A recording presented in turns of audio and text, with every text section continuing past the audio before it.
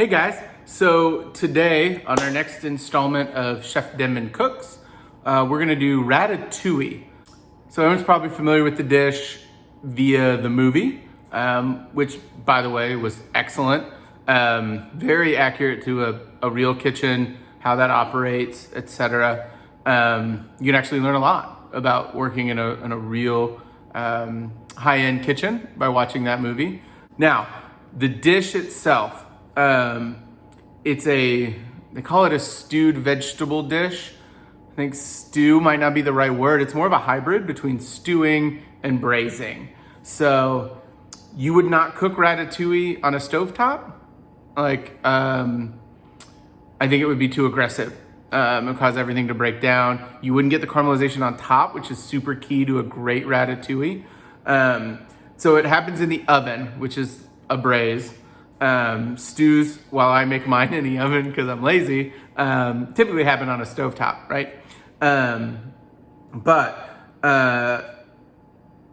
In the movie, they discuss it being a peasant dish, and that's accurate.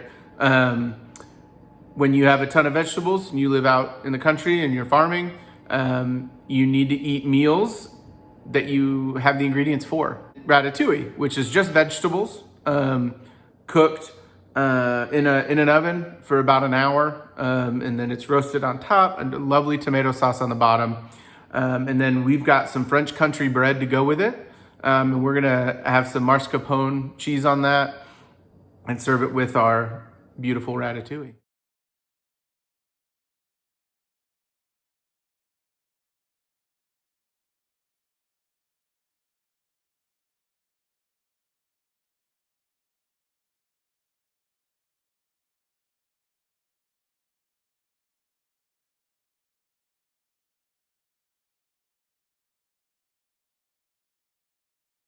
So we're just gonna chop this, and then we're gonna make a paste.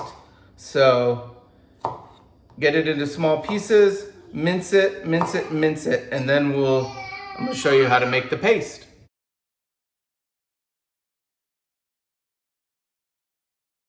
Some coarse kosher salt, and that's gonna be an abrasive, as is the cutting board, to allow us to get this into a paste.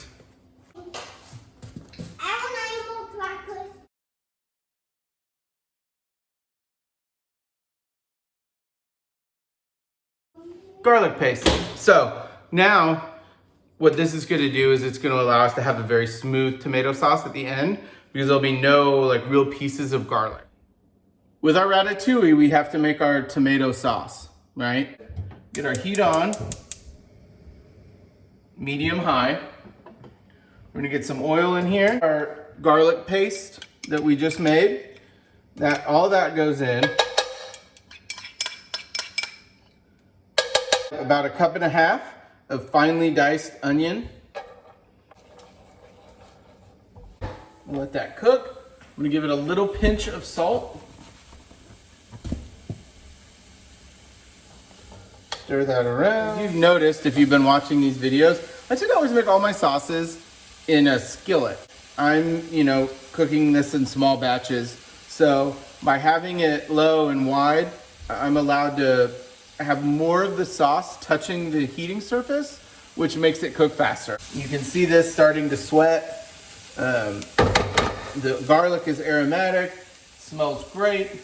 I'm gonna add in some tomato paste now.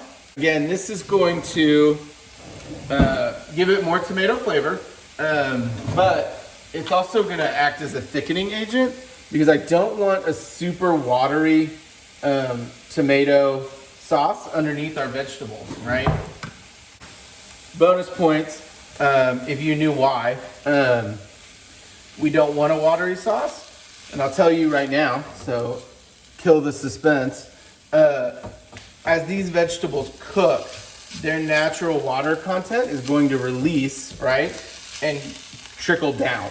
So as they're on this bed of sauce, it's gonna naturally make the sauce more watery. I have crushed tomatoes. In those go.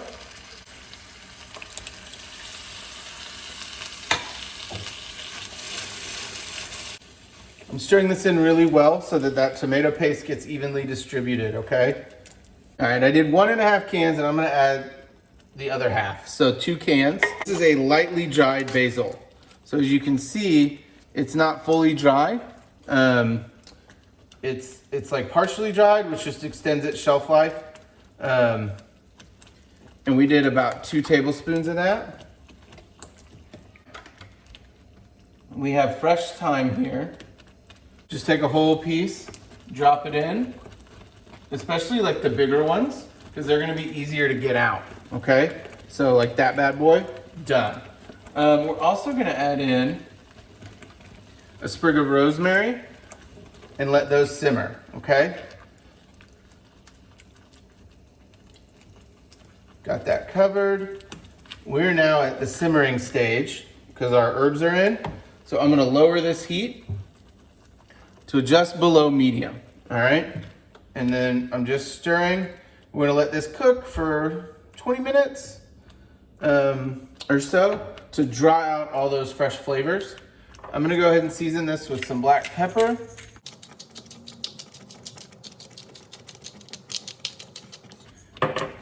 And about 2 pinches worth of salt. We're gonna make a topping for when the dish is ready, like finished. So I'm gonna take all that basil,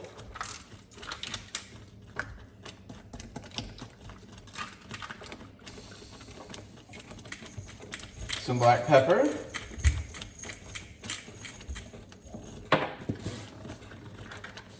some salt, and then I am gonna have to go through and pick out some thyme.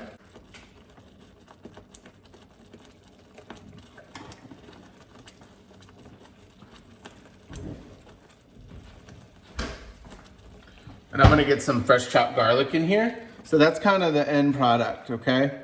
You can see, and we're just gonna drizzle that over everything once we add some garlic that I'm gonna grate into that. We're gonna ladle in our sauce. It's very bright, tons of herbs in here. It smells phenomenal, the garlic. Oh, so good. All right, now you do want a fair amount of sauce on the bottom. So we're doing a thick layer here. Not like when we make lasagna, we do a very thin layer of sauce just so the noodles don't burn. That's not what we're doing here, okay? So we're being super generous with this sauce. What I'm gonna do is I'm gonna line the bottom with the tomatoes. I'm gonna go ahead and just do those first.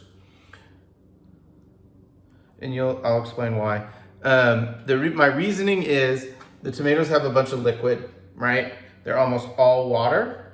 And so by putting those on the bottom, I'm not gonna hinder the zucchini from browning, okay?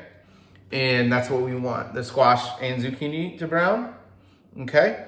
So we'll get the fresh tomato. It will still roast down here, but then we'll have this beautiful zucchini and squash mixture.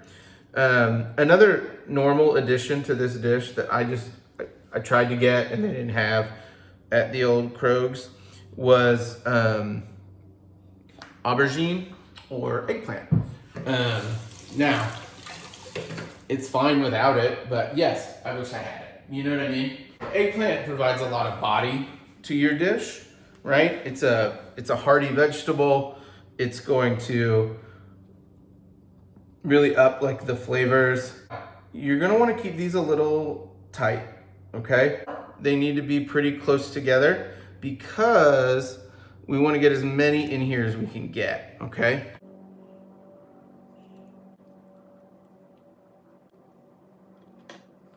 If you had some smaller sized tomatoes, you can layer those in here, right? Instead of doing them on the bottom, and that looks really good.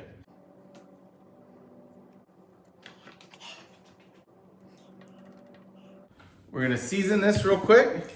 Just a little more black pepper on top.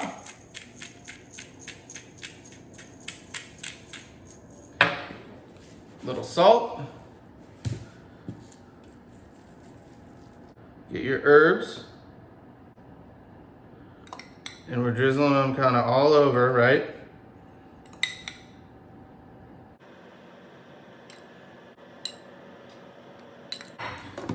Easy peasy, okay? So then we're gonna cover this.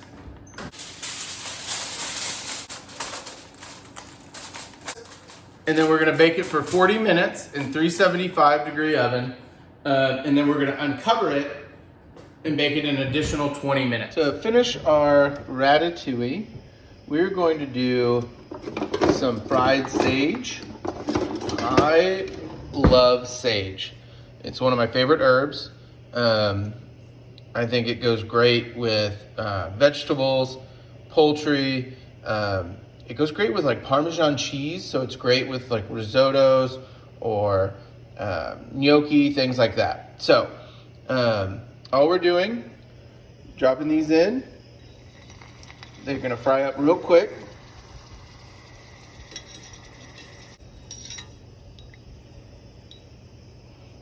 Drain this off. Back on the towel, done. And then you've got a fried sage leaf, and then I'm just gonna fry the rest of these. We're gonna make some French bread that we're gonna like kind of fry in some oil to go with our ratatouille. I'm gonna put mascarpone cheese on it. It's a little sweeter than cream cheese, a little less tang to it. And I think that that's gonna be great because it's gonna add some fat to this dish because there isn't any.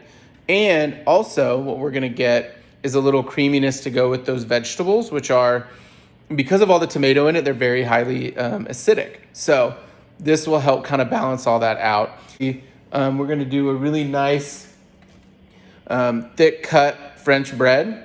And that's gonna soak up all that beautiful juice from the vegetables. So, and I'm just gonna do that on a griddle. By the way, talk about utilization of ingredients. I'm gonna use the oil that we fried those sage leaves in. If you have a ring mold, you can layer these in and kind of do it just like they did on the movie, which is super cool. I don't have a ring mold at home, so I'm gonna do my best to approximate, okay? So we're gonna try. They smell amazing. They look phenomenal. We're gonna take our stewed tomatoes.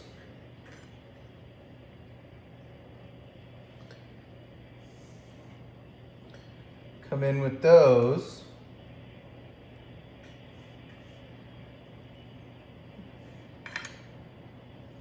Okay, and then to finish, we're gonna get some sauce.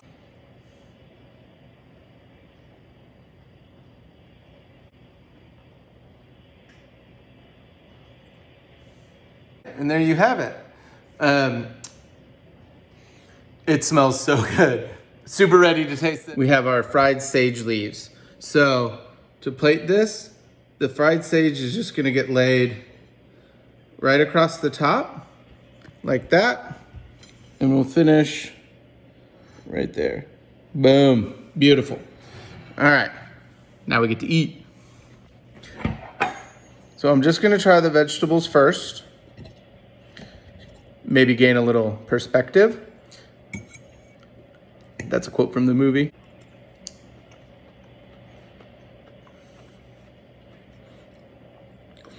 There's like this like rich depth of flavor from those vegetables, the acid from the tomato, all those fresh herbs we put in. Y'all, this is a knockout. And you don't miss like, oh, pasta or whatever. No, like you don't miss it at all. We have our stewed tomatoes and the mascarpone cheese. Okay, so those tomatoes are phenomenal. And the cheese and the bread, shut up. So good. So you guys get out there, make some food, make this dish, wow your families, little date night, whatever. This is one, it's out of the park.